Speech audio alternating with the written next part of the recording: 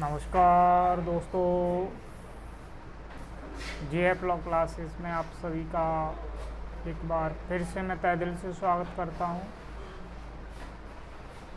जुड़ जाइए आप जेएफ लॉ क्लासेस पर, जिसमें आप सभी जैसा कि जानते ही हैं कि पिछले कई दिनों से जेएफ लॉ क्लासेस पर फ्री क्लासेस चल रही हैं। तो आप लोगों ने पिछली क्लासों को यदि नहीं देखा है तो आप एक बार पिछली क्लासों को ज़रूर देख लें, जिससे क्या होगा कि आपकी समझ में बहुत ही अच्छे तरीके से समझ में आ जाएगी। और भारतीय संविधान की भी हम अभी वर्तमान में 3 क्लासें कंप्लीट कर चुके हैं। आज हम चौथी क्लास के ऊपर चर्चा करने वाले हैं, और जो चौथी क्लास जो हम लेकर आए हुए हैं वो अनुसूचियों के संबंध में पढ़ेंगे कि भारतीय संविधान के अंतर्गत कितनी अनुसूचियां बताई गई हैं और कौन सी अनुसूची में क्या दिया गया है। यानी आज हम अनुसूचियों की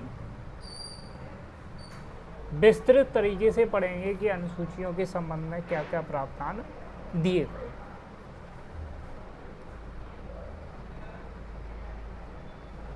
अब जो लोग नए जुड़ रहे हैं तो उन सभी से कहना चाहूँगा कि आप लोग क्या करें, यदि आप लोगों ने पिछली क्लासेस नहीं देखी हैं तो आप जेएफ लॉ क्लासेस पर जाएं, सर्च कर लें आप जेएफ लॉ क्लासेस। तो उस पर जैसे ही आप जाएंगे तो आपको सारे वीडियो लेक्चर उपलब्ध मिल जाएंगे जितने अभी तक हमने कराए हुए हैं। और नई वीडियो देखने के लिए आपको क्या करना है कि वीडियो कब आएगी कब नहीं आएगी, इसके लिए आपको करना है कि बेल आइकॉन का एक बटन दिया गया है, उस पर आप जैसे ही क्लिक करेंगे तो बेल आइकॉन का नोटिफिकेशन ऑल नोटिफिकेशन पे आपको कर लेना है, जिससे क्या होगा जैसे ही नोटिफिकेशन आता है तो सारे नोटिफिकेशन आपके लिए आ जाए। अब चलिए मैं आपसे अनुसूचियों के बारे में बात करता हूं कि भारतीय संविधान के अंतर्गत कितनी अनुसूचियां बताई गई हैं। तो भारतीय संविधान में, या फिर हम कह सकते हैं कि भारतीय मूल संविधान में 8 अनुसूचियां बताई गई। क्वेश्चन को याद रखना है आपको, मूल संविधान में पूछ रहा हूँ तो 8 अनुसूचियां, और वर्तमान संविधान में जो अनुसूचियों की संख्या है वो है 12।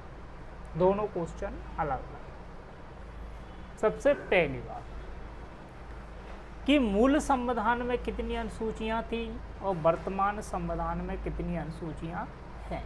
तो 8 और 12 ये 2 चीज़ें आपको याद रखना। अब हम पढ़ने वाले हैं कि अनुसूची 1 से लेकर 12 तक की जो अनुसूचियां दी गई हैं तो उनको हम एक एक को लेकर के विस्तृत तरीके से पढ़ेंगे कि किस अनुसूची में क्या दिया गया है।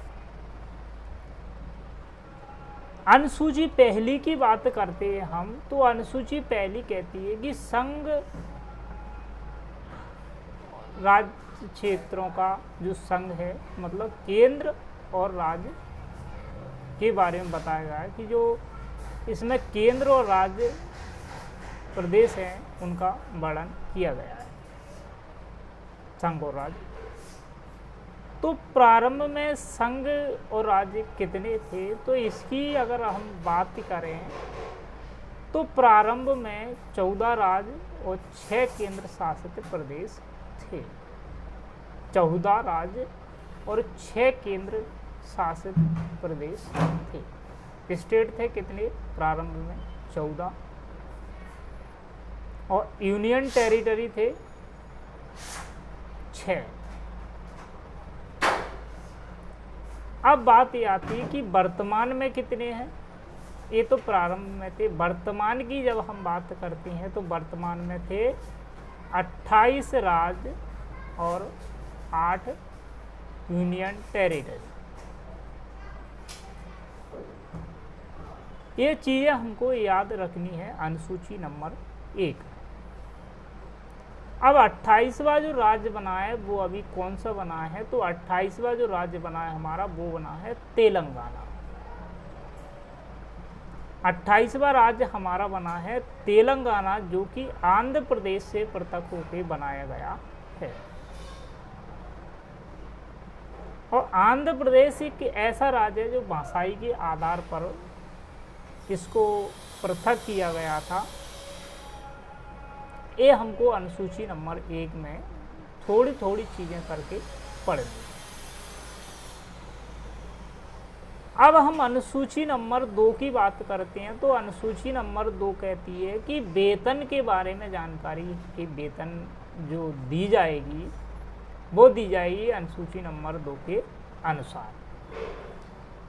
अब वेतन किस किस की वेतन के बारे में बात की गई है, तो राष्ट्रपति की वेतन, उपराष्ट्रपति की वेतन, उच्च न्यायालय के न्यायाधीश की वेतन, उच्चतम न्यायालय के न्यायाधीश की वेतन और अन्य पदाधिकारी, इन सभी की जो वेतन के बारे में बात की गई है वो अनुसूची नंबर 2 में बात की गई है।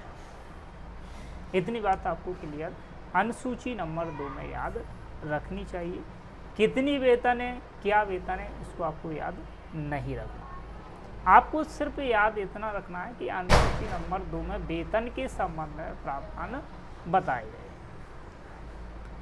अब मैं बात करता हूं आपसे अनुसूची नंबर 3 की। अनुसूची तीसरी कहती है कि शपथ के बारे में।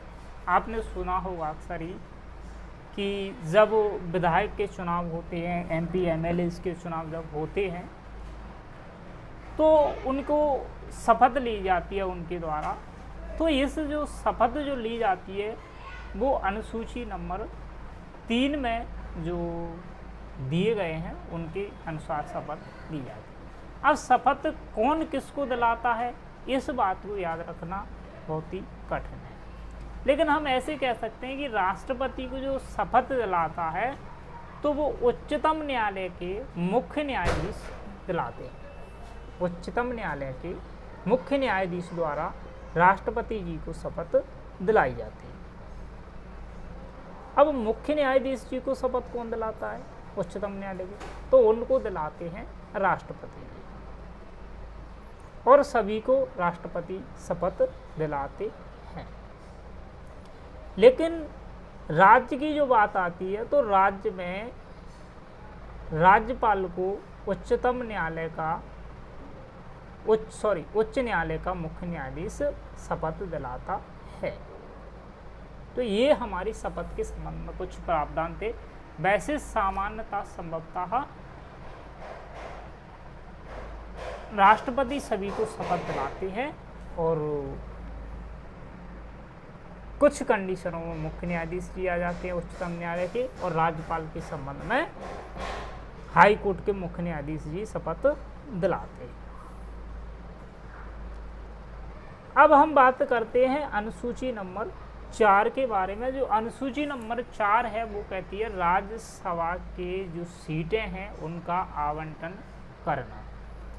अब राज्यसभा की जो सीटों का आवंटन करना, तो राज्यसभा की सीटें हम ऐसे कह सकते हैं, जो राज्यसभा है ना उसको हम उच्च सदन कहते हैं, द्वितीय सदन कहते हैं, स्थायी सदन कहते हैं। राज्यसभा को कई सारे नामों से हम जानते हैं। अब इसकी सीटों का जो आवंटन है वो कुछ इस प्रकार है कि मान लीजिए उसका जो सदन है वो किस प्रकार से, किस तरीके से इसके उसमें आता है। मान लीजिए उसके जो सदस्य हैं वो किस प्रकार से हटते जाते हैं और उसके जो सदन है वो किस प्रकार से स्थायी माना जाता है। ये सभी चीज़ें हम अनुसूची नंबर 4 में पढ़ें। तो अनुसूची 4 में हम देखें ना कि जो राज्यसभा का जो सदस्य होता है और उसका जो कार्यकाल है वो होता है 6 वर्ष का। राज्यसभा के जो सदस्य का कार्यकाल है वो होता है 6 वर्ष का। अब 6 वर्ष का कैसे होता है, यदि 6 वर्ष का कार्यकाल होता है तो उसके 6 वर्ष बाद जब सदस्यों को हटाया जाएगा तो सदन तो फिर खाली होगा। तो उसमें हटाने की प्रक्रिया क्या है, प्रत्येक 2 वर्ष में उस राज्यसभा के जो सदस्य हैं उसके 1/3 सदस्यों को, प्रत्येक 2 वर्ष में 1/3 सदस्यों को हटाते हैं, 1/3 सदस्यों को प्रत्येक 2 वर्ष में हटाते हैं। इस प्रकार इसका चक्र चलता रहता है। और राज्यसभा की हम संरचना की बात करी जाए या फिर राज्यसभा की जो सीटों की बात की जाए तो राज्यसभा में जो अधिकतम सीटें हैं वो हैं 250। राज्यसभा में जो अधिकतम सीटें हैं वो हैं 250। अब ये अधिकतम सीटों का उन्होंने कुछ इस प्रकार विभाजन किया गया है, यानी संघ और राज्य के लिए, संघ राज्य के लिए 238 सीटें दी गई हैं और 12 सदस्य जो राष्ट्रपति जी मनोनीत करते हैं वो सीटें हैं। इसी प्रकार 250 सीटें भरी जाती हैं राज्यसभा में। अब क्वेश्चन ये आता है कि अब वर्तमान में 250 सीटें भरी गई हैं, तो वर्तमान में मैं आपसे बात करूं तो वर्तमान में 250 सीटें नहीं हैं। तो वर्तमान में फिर सीटें हैं कितनी? तो वर्तमान सीटों की अगर हम बात करें तो वर्तमान जो सीटें हैं वो हैं 245। वर्तमान में जो सीटें हैं 245 हैं, जिसमें 233 सीटें संघ और राज्य क्षेत्र की यानी स्टेट और यूनियन टेरिटरी के संबंध में प्रावधान करती हैं और 12 सीटें हमारी वो हैं। अब इसका डिवाइडेशन में संघ और स्टेट की बात करूं तो ये तो मैंने यूनियन टेरिटरी और स्टेट की दोनों को मिलाकर बताई। अब मैं आपको इसकी पर्टिकुलर स्टेट की सीटों के बारे में बताऊं तो स्टेट की जो सीटें हैं सभी स्टेटों की वो 229 सीटें हैं और यूनियन टेरिटरी की ओनली 4 सीटें हैं। राज्यसभा की मैं आपसे बात कर रहा हूँ। अब बात ये आती है कि जो राज्यसभा की सीटें हैं वो सबसे ज़्यादा किस राज्य में हैं? तो राज्यसभा की सबसे ज़्यादा सीटें हमारी यूपी के अंदर, राज्यसभा की जो सीटें हैं सबसे ज़्यादा वो दी गई हैं यूपी के अंदर। यूपी के अंदर 31 सीटों का प्रावधान। यूपी में जो राज्यसभा की सीटें हैं वो 31 सीटें हैं। और मध्य प्रदेश में राज्यसभा की सीटें कितनी हैं? मध्य प्रदेश में राज्यसभा की सीटें कितनी हैं ये आप कमेंट बॉक्स में बताइए। लोकसभा की सीटें कितनी हैं ये मैं बता देता हूँ। लोकसभा की सीटें हैं, लोकसभा की सीटें और राज्यसभा की सीटें। विधानसभा 230, लोकसभा 29 और राज्यसभा 11 सीटें। ये सीटें हमारे कुछ इस प्रकार से विभाजन इनका किया गया है। अब अनुसूची नंबर मैं 5 की आपसे बात करता हूँ। तो अनुसूची नंबर 5 हमको ये प्रावधान करती है कि जनजाति क्षेत्रों पर प्रशासन करना और उनका नियंत्रण करने के संबंध में प्रावधान देती है। इसका जो हमको चीज़ें याद रखनी है वो रखना है कि जनजाति क्षेत्रों पर प्रशासन करना और उनका नियंत्रण करने के संबंध में प्रावधान अनुसूची नंबर 5 करती है।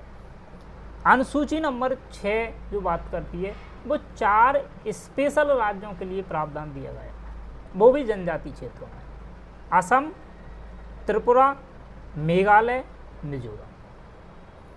असम, ए से असम, टी से त्रिपुरा, एम से मेघालय और मिजोरम।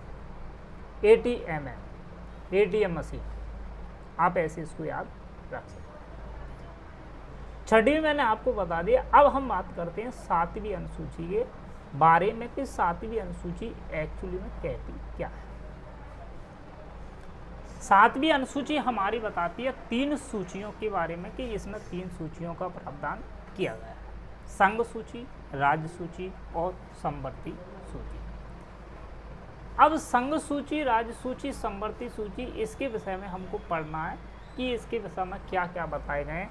तो इसको जब हम संविधान पढ़ेंगे तो संविधान के अंतर्गत मैं आपको बताऊंगा कि संघ सूची के विषय में कौन नियम बना सकता है, राज्य सूची के विषय में कौन नियम बना सकता है और समवर्ती की सूची में कौन नियम बना सकता है। जब हम भाग नंबर 11 पढ़ेंगे तो उसमें आपको इसको डिटेल में समझाऊंगा। अभी आप सिर्फ 3 चीज़ें याद रख लीजिए कि इसमें जो अनुसूचियाँ बताई गई हैं वो कितनी अनुसूचियाँ हैं, 3 अनुसूचियाँ हैं, संघ, राज्य और समवर्ती। आप चाहो तो इसके विषयों को याद कर सकते हो कि संघ सूची में कितने विषय बताए गए हैं और राज्य सूची में कितने विषय बताए गए हैं और समवर्ती सूची में कितने विषय बताए गए हैं। इस चीज़ को आप जरूर याद कर सकते हो। तो जो संघ सूची में बताए गए हैं वो बताए गए हैं हमारे 97 विषय। संघ सूची की बात करूं मैं आपसे तो संघ सूची में भाई बताए गए हैं हमारे 97। संघ सूची में 97 विषय बताए गए हैं। उसके बाद आता है समवर्ती। समवर्ती सूची में बताए गए हैं 47 और राज्य सूची में बताए गए हैं 66 विषय। ये आप विषय याद रख सकते हो, ये विषय आते ही रहते हैं। इतना ही आपको अनुसूची नंबर 7 में याद रखना। अब अनुसूची नंबर जो 8 है, ये अनुसूची 8 हमारी थी, तो 8वीं अनुसूची को हम बताते हैं। तो 8वीं अनुसूची में ये बताया गया है कि जो 344 और 351 में संबंधित है, तो उससे जो हमारे जो भाषाएं हैं भारतीय संविधान में जो मान्यता प्राप्त हो, जैसा कि आप देखते हैं 22 भाषाएं दी गई हैं। तो उन 22 भाषाओं के बारे में इसमें बताया गया है कि कौन सी भाषा कहाँ है। इसके संबंध में जब हम भाषाएं पढ़ते हैं तो एक पूरा भाग है हमारा पार्ट जो है, तो भारतीय संविधान का पार्ट जब हम पढ़ेंगे 17, उसके बारे में सारी चीज़ों को हम कवर कर लेंगे भाषाओं। लेकिन इसमें हम इतनी चीज़ याद रख सकते हैं कि अनुसूची नंबर 8 है। अनुसूची नंबर 8 में बताया गया है भाषाओं के बारे में। अनुसूची नंबर 8 है हमारी भाषाओं से संबंधित। कितनी भाषाएं? भाषाएं हमारी 22। प्रारंभ में कितनी भाषाएं थी? प्रारंभ में जो भाषाएं थी वो थी 14, यानी 22 में से 14 घटा दी जाए तो हमारे पास भाषाएं कितनी बच रही हैं? 6 और 2 8। 8 भाषाओं को हमने जोड़ा है विभिन्न संशोधनों के द्वारा। अब इसके जो अनुसूची है इसमें 3 संशोधन आते हैं, 21, 71 और 92। 3 संशोधन आपको देखने को मिलेंगे, 21, 71 और 92। एक कहोगे सर ये तो इसका जोड़ी है, तो बिल्कुल ये इसका जोड़ी है। इसमें क्या है, भाषाओं को विभिन्न प्रकार से जोड़ा गया है। 21 में जो संविधान संशोधन है उसमें एक भाषा को मान्यता दी गई, वो थी सिंधी। 21 में जो संविधान संशोधन हुआ उसमें सिंधी भाषा को दी गई। फिर 71 में 3 को दी गई और जो 92 संविधान है इसमें 4 भाषाओं को मान्यता दी गई। इस प्रकार 8 भाषाओं की जिक्र हम करते हैं। अब 71वें संविधान संशोधन में 3 जो भाषाएं थी वो कौन कौन सी थी? 71वें संविधान संशोधन में जो 3 भाषाएं थी वो कौन कौन सी भाषाएं थी, तो इसके बारे में हम बात करते हैं। तो 3 भाषाएं थी हमारी कोड़की, मणिपुरी, नेपाली। KMN, कोड़की, मणिपुरी, नेपाली। अब बात करते हैं हम 92 संविधान संशोधन में। 92 जो संविधान संशोधन है वो उसमें हमारी भाषाएं जुड़ी हुई थी 4 भाषाएं। 4 भाषाएं कौन कौन सी है? बोडो, डोगरी, मैथाली, संथाली। तो ये 4 भाषाओं को मान्यता इसमें हमने दी गई थी। तो आज के लिए इतना ही। कल हम पढ़ेंगे सारी अनुसूचियों को। आज का वीडियो लंबा हो जाएगा, इसलिए आज की वीडियो को मैं यहीं समाप्त करता हूँ। मिलते रहिए, आपको नेक्स्ट क्लास में आप सभी का इंतज़ार है। तब तक के लिए आप सभी का बहुत बहुत धन्यवाद, आपने हमारी इस वीडियो को पूरा देखा। यदि वीडियो आपको अच्छा लगा है तो वीडियो को लाइक कर देना और दोस्तों को इसको शेयर ज़रूर कीजिए। धन्यवाद।